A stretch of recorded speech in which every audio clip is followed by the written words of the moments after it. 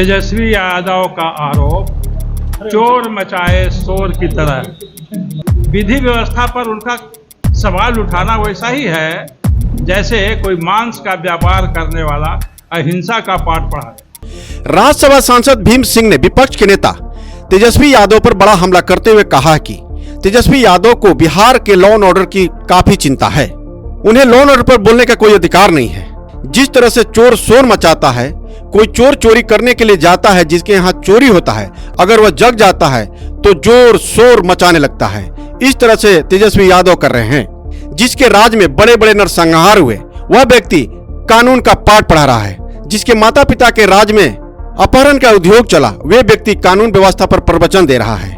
उन्होंने कहा कि काठ की हंडी बार बार नहीं चढ़ता। तेजस्वी और राजद को बिहार की जनता समझ चुकी है और भाजपा पर भरोसा कर चुकी है।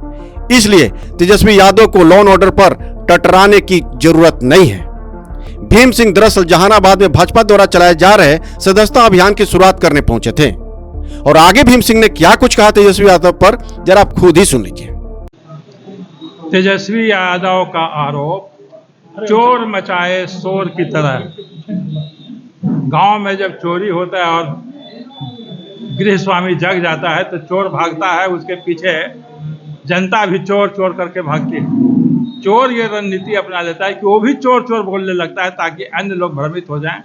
तेजस्वी यादव और राष्ट्रीय जनता दल ऐसा ही कर रहा है। विधि व्यवस्था पर उनका सवाल उठाना वैसा ही है जैसे कोई मांस का व्यापार करने वाला अहिंसा का पाठ पढ़ा है। तेजस्वी यादव के पिता के राज में, माता के राज में नरसंहारों का दौर था।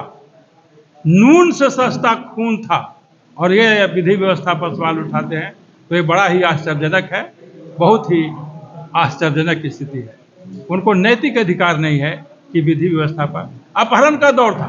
कोई उद्योग था यहाँ, अपहरण का उद्योग यहाँ पर चलता था, नरसंहार का वातावरण था।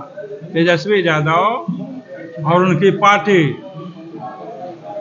कितना भी जोर लगा ले, जिस तरह से कांठ की हाड़ी दूसरी बार चूल्हा पर नहीं चढ़ती है, राष्ट्रीय जनता दल पर भी जनता कोई विश्वास करने वाली नहीं है।